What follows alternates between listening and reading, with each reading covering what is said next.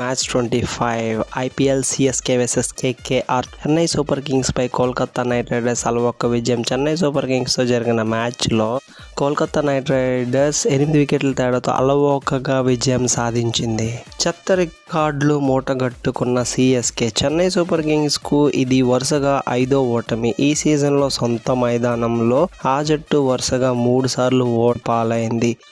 ఇక ఐపీఎల్ చరిత్రలో చెన్నై వరుసగా 5 ఓటములు చవి చూడడం ఇదే తొలిసారి. సిఎస్కే జట్టుకు ఇదే అత్యంత ఘోర ఓటమి. ఎక్కువ బంతులు మిగిలి ఉండగానే ప్రత్యర్థి చేతిలో పరాజయం పాలైంది. కోల్కతా జట్టు ఇంకా 59 పరుగులు మిగిలి ఉండగానే విజయం సాధించింది.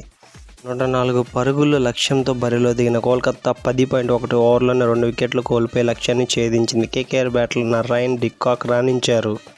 Subscribe for more IPL 2025 videos. Thank you for watching. Bye.